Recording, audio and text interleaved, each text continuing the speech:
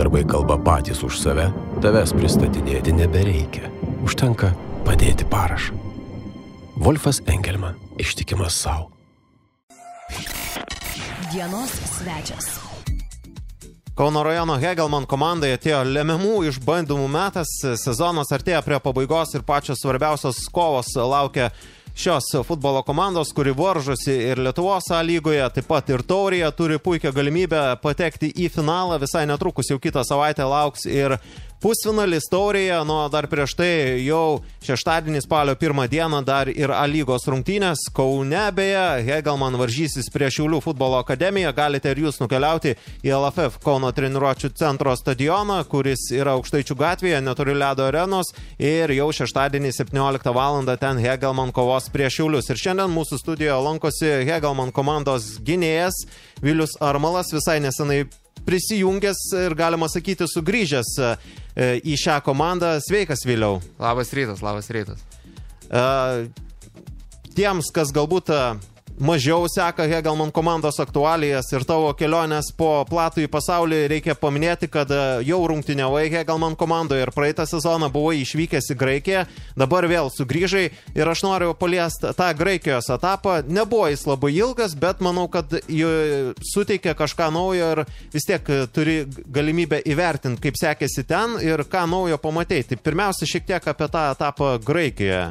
Tai šiaip esu labai patenkintas tuo etapu, jaučiuos laimingas, kad turėjau tokią galimybę pagyventi kitoj šalyje ir pažinti naują futbolo kultūrą ir ne tik futbolo. Tai buvo, kad ir, kaip sako, trumpas tos pusę metų laikotarpis, bet pamačiau visiškai naują pasaulį futbolo prasme, tai kad iš tikrųjų nors komanda žaidė antrojo lygoje ir pats žaidžiau antrojo Graikijos lygoje, bet rinkosi daug žmonių į stadioną, mažas miestelis, bet miestelio žmonės labai myli futbolą, mieste tave atpažįsta, tai iš tikrųjų kaip lietuviui, kur čia stadionuose nesirenka tiek daug žmonių, buvo malonu, nes varžybose rinkdavosi nuo 4 iki 7 tūkstančių žmonių, tai ir mieste tave atpažįsta, po pralaimėjimo kartais net nemalonu išeiti gatves. Yra, kad jie truputį pamišę, nes vis tiek žinom graikai karšti žmonės, žinom jų tuos futbolo fanatikus iš Panathinaikos, Olimpiakos komandų, ar Aris Pokno, žodžiu, ten daug tų grupuočių. Yra, kad tas momentas ir ten, kur tu žaidėjai. Taip. Galiu čia tokį pavyzdį pasakyti, tarkim, vienos varžybos buvo, išvyko žaidėm ir ten priešininkų fanams pasirodė, kad toks buvo abejotinas teisėjo sprendimas, tai net varžybos buvo sustabdytos ten kokiom 10 minučių, nes fanai vos neveržėsi į stadioną ten pulti teisėją, tai apsauga neatliko ten puikiai savo darbą, tai įdomi patirtis ir gali pamatyti, kaip kitur skiriasi kultūra nuo mūsų santūraus futbolo stebėjimo iki ten, kur pamišė ir tikrai buvo įdomu. Ten vis tiek tie klubai krepšinio futbolo susiję ir Jonas Mačiulis, kai žaidė ten, pasakojo, kad skriedavo į aikštę obuoliai su prikaišytom adatytėm ten. Nebuvo ten, kad gal ne tiek žiauriai, bet kad atskrisdavo į stadioną ir ten į tą vietą, kur jūs būdavot, kokių daiktų.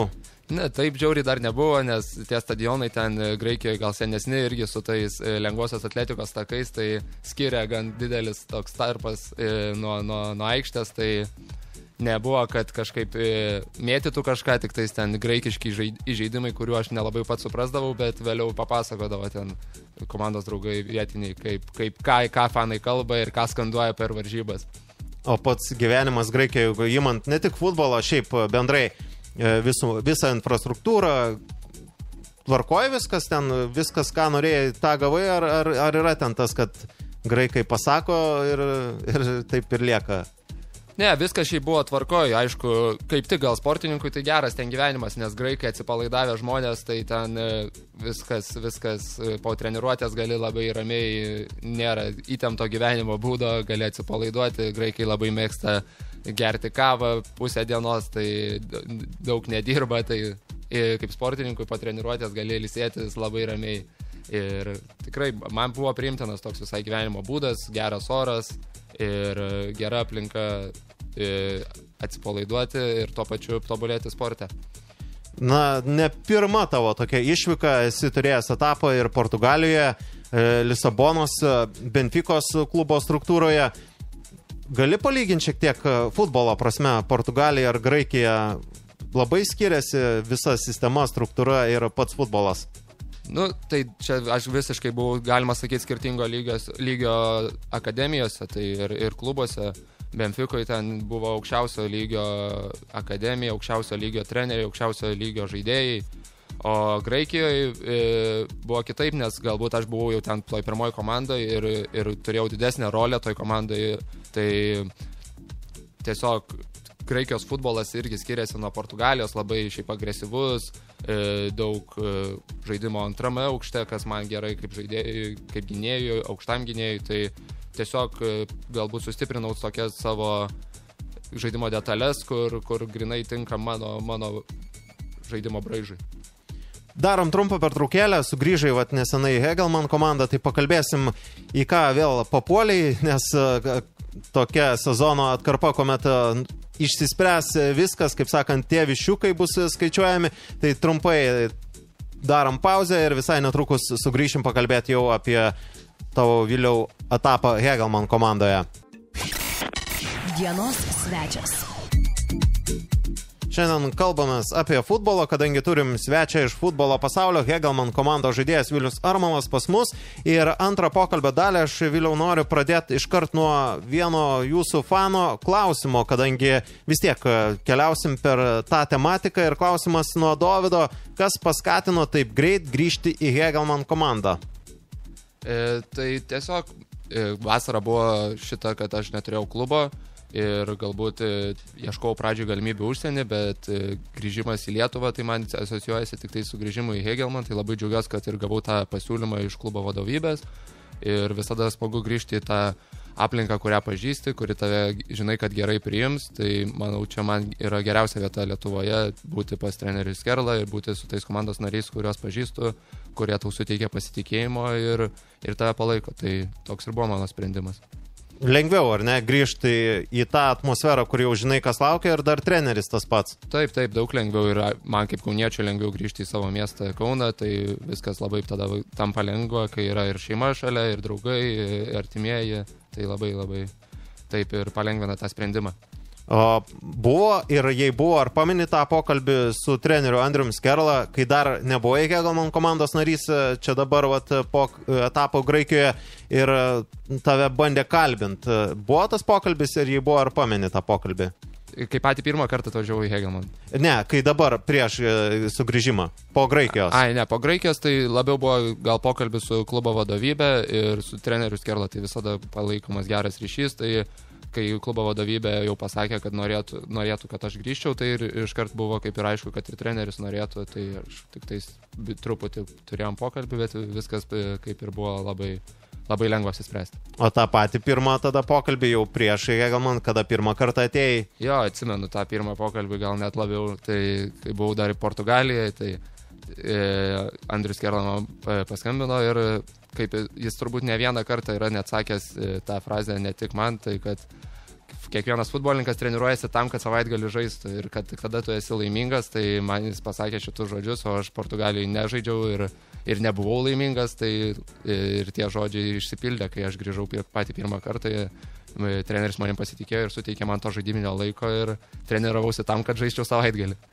Sugrįžai dabar į Hegelman komandą ir sugrįžai tuo tokiu laikotarpiu, kuomet artėja svarbiausios kovos. Jūs dabar esate antroje vietoje, bet ten Lietuvos čempionate iš tikrųjų tikrai maišalinė, viskas dar gali keistis į vieną ir į kitą pusę.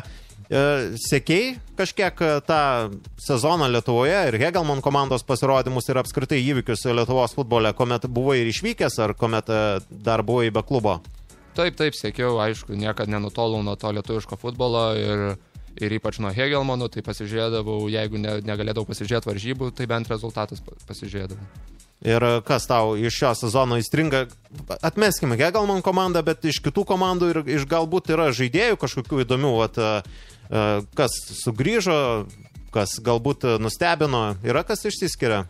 Tai galbūt čia tokį banaliausią ir paprasčiausią atsakymą pasakysiu, tai kad iš tikrųjų tas Vilniaus Žalgirio pasisekimas Europoje šiemet ir labai smagu. Buvai ant tos bangos, vis kaip čia daugelis pasigavę, kad žais grupėse. Aišku, nors ir čia mes esam lygoje kaip ir varžovai, bet labai smagu, kad lietuvių klubas pagaliau žaidžia UEFA grupio etape. Tai tik tais į naudą Lietuvos futbolui, tai labai džiaugiuosi tai, kad taip atsitiko ir stebiu jų varžybas konferencijų lygoj.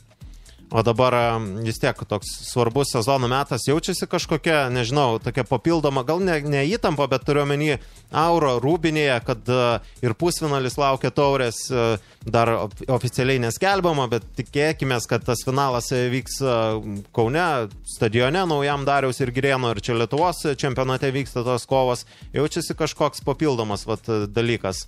Tai ta aura Rūbiniai tai yra dabar paprasta, kad iš tikrųjų tai tik žiūrim vienas varžybas į priekį, laukiam dabar varžybų prieš Šiaulius, reikia jas laimėti, kiekvienos varžybos mums kaip finalas, ypač kai tokia įtempta situacija lentelėje, aišku, ir kalbant apie taurę, tai kiekvieno klubo tikslas ir kiekvieno žaidėjo tikslas yra iškovoti trofėjus, titulus, tai dar vis esam toj kovoje dėl LFF taurės titulo, tai labai smagu ir kaip ir sakau, koncentruojamės pradžiai dabar į Šiaulius, po to artės pusfinalis su Panevėžiu, LFF tauriai. Tokia yra aura Rūbinėje. Sugrįžai į komandą, ten radai vis tiek tuos komandos Rūbinės vedlius ir Mantas Friedrichas ir tavo bendravardis Vilius Armanavičius, jie palaiko tą toną, bet ir naujų legionierių yra, su kuriais susipažinai. Ir ten tie legionieriai buvo, ar čia pas mus įdomios asmenybės, pačiam lengva buvo vėl įsilieti tą visą kolektyvą ir priimtos legionierius. Atradai ryšį? Tai tikrai nebuvo sunku, tai atrodo, kad net nebuvau išvykęs iš tikrųjų, o su legionieriais irgi geros asmenybės, geri žmonės, nesunku bendrauti ir tikrai labai lengva ir jiems, manau, čia pritapti, nes komanda visada šiltai ir gerai priima ir man buvo su jais atrasti ryšį tikrai nesunku. Gal kažkoks jau įdomus ir kuriozas nutiko, kuomet jau esi komandoje, ką galėtum papasakoti iš Rūbinės gyvenimo? Taip, dabar sunku gal kažką prisiminti, iš tikrųjų dar trumpą laiką čia esu sugrįžęs, bet tiesiog dabar gal rugsėjo mėnesį turim gimtadienį, tai vis smagu Rūbinėje kažką pasveikinti. Tai darom dabar irgi trumpą pauzelę, dar turėsim vieną išėjimą, šiek tiek linksmesnį, smagesnį, nenutolsim nuo futbolo, bet jau bus toks iš bendro konteksto, tai trumpam pasitraukiam, bet visai netrukus sugrįšim. Dienos svečias. Praėjusią pokalbio dalį pradėjau nuo žiūrovo klausimo, dabar taip pat, Viliau, tau klausimas nuo Gintarės. Neimaras ar Robertas Lewandowski? Aš rinkčiaus Lewandowski. Manau, kad vienas geriausių puolėjų šiuo metu pasaulyje ir labiau patinka tokie žaidėjai. Mažiau voliojasi. Jo, patinka labiau žaidėjai, kurie tvirtą futbolą žaidžia. Šitas klausimas šiaip labai gerai įveda į šio trečiojo pokalbio temą, nes tokia lengvesnė tema, aš tau taip trumpai duosiu klausimėlių ir tau reiks išsirinkti. Čia tokie banalūs, tradiciniai, bet manau, kad bus įdomu ir man, ir mūsų klausytojams. Taip, keliaukim per šalis. Anglija, jeigu reikia rinktis, Liverpoolis ar Manchester United? United. Arsenalas ar Tottenham Hotspur? Arsenalas. Chelsea ar City? Manchester, ne Marijampolės. Nei vienas. Labai nei vienas. Bet į blogą pusę labai nei vienas, ne? Jo, bet jeigu reiktų iš šitų dviejų, gal Chelsea labiau sakyčiau, vien dėl to, kad aš United fanas esu, tai jau... Manchester mažiau kirstus, ar ne? Taip. Gerai, tai vis tiek neapseisim ir be Ispanijos. Realas ar Barcelona? Realas. Gerai, o Realas ar Atletico? Realas. Už Realą, ar ne? Ispanijoje už Realą būčiau, bet iš tikrųjų labiau Anglijos lygos. United, ne? Jo. Gerai, taip, Italiją užklyskim, taip pat ten yra įdomių tokių pasirinkimų. Milanas ar Milano Inter? Milanas. Roma ar Romos Lazio? Roma. Gerai, Vokietija, tada Dortmundo Borussia ar Müncheno Bayernas? Turbūt Bayernas. Bayernas, ar ne būtų. Ir čia vieno tokį, ne konkrečiai iš vienos šalies, o bendrai Paris Saint-Germain ar Turino Juventus? Turino Juventus. Komanda su didesnė istorija, manau, ir geresnių žaidėjų ten yra žaidę per visą istoriją. Gerai, čia turėjom Neymarą ir Robertą Lewandowskį, o jeigu taip aš žiūrėjau geriausius visų laikų vidurio gynėjus, ten yra tas sąrašas ir Francis Beckenbaueris yra, bet aš iš tokių naujesnių nežinau, kiek tu vaikystėje žiūrėdavai ir kas buvo tavo etalonai, kalbant apie gynėjus, bet jeigu reiktų rinktis Fabio Cannavaro ar Sergio Ramosas? Aš labiau mačiau ir matau, kaip žaidžia Sergio Ramosas, bet tai turbūt sakyčiau Ramosas. O šiaip savo kažkokį turi idealą arba tuo žaidėjusi, kuriuos lygiuojas, kuriuos labiau sekdavai? Tai aš kaip nuo žmės palaikiau Manchester United, tai tikriausiai tas vidurio gynėjų duetas, tai Rio Ferdinandas su Nemanja Vidičium. Tai iš vis Vidičius, manau, man toksai tikrai vienas mėgstamiausių žaidėjų iš mano pozicijos. O buvai tas, kur žiūrėdavai rungtynės, kur jau sekdavai taip jau hardcore, jau taip rimtai, ar toks, kur pasižiūri, palaikai smagu, bet taip, kad jau ten žiūrėt kiekvieną mačą nebūdavo? Kai vaikas buvau, tai gal mažiau tikrai, ne taip kaip dabar, bet nes kažkaip gal ir tas prieimas prie Premier lygos sudėtingesnis buvo, nežinau, net nepamenu, bet tarkim turiu mažą į brolį, tai jisai dabar daug labiau seka futbolą negu aš būdamas ten kokių 7 metų. Tai kai seras Aleksas Fergusonas dar treniravo ir Sergio Aguero ten kitam stadione nubaudė ir United laukė rezultatų ir galiausiai sulaukė nepalankaus rezultato, atsimeni? Jo. Apie ką kalbu? Tai aišku, atsimenu. Skaudos prisiminimai. Jo, tokie skaudesni. Nepykit Manchester United fanai, bet kažkaip man šitas įvykis labiausiai įsiminė, jeigu taip imant tą laikotarpį. Gerai, dar pabaigai turiu tokį vieną tau klausimą. 2 situacijos pamodeliuokim. Žaidi, nežinau, pasirink čempionų lygos finalą ar pasaulio, tarkim, čempionato finalą su Lietuva. Turbūt su Lietuva, ar ne? Turbūt taip, rinkčiaus pasaulio Gerai, čempionatą. tai imkim, žaidi pasaulio čempionate finale su Lietuva. Yra 2 variantai.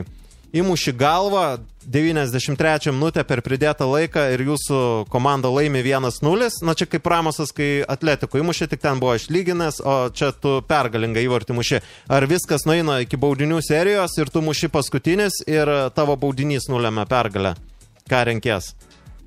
Mažiau nervų renkuosi, 93 minutę įvartį ir komanda švenčia po 90 minučių, ne po 120. Sakai, būtų geriau, ar ne šitaip? Taip, manau, mūsų žaidėjų geriau, galbūt fanams būtų smagiau žiūrėti ilgesnės varžybas su daugiau intrigos. Manau, kad lietuviams nebūtų labai smagu, kai baudiniai viską sprendžia, bet gerai. Lietuviams būtų smagu, jeigu Lietuva žaistų kažkada pasaulio čempionate. Jo. Nu, čia tokia svajonė vis tiek. Svajot nieks nedraudžia, kartais ima svajonės ir išsipildo, ką gali žinot.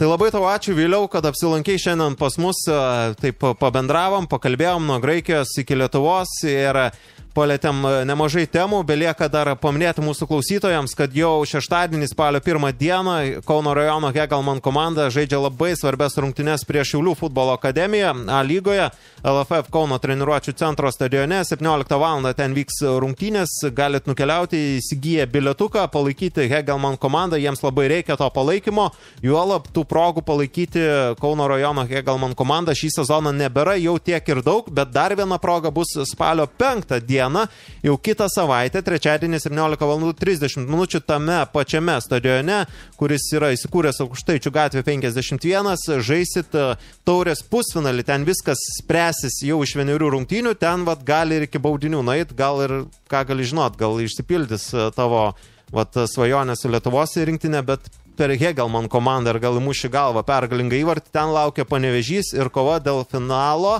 dėl patekimo į finalą, kuris jau spalio viduryje. Tai labai dėkoju tau, Viliau. Ačiū labai, gražios dienos visiems ir lauksime stadione. Linkėjimai visai Hegelman komandos bendruomeniai, visiems žaidėjams ir trenerių štabui, o pas mus šiandien lankėsi Kauno rajono Hegelman komandos žaidėjas Vilius Armalas.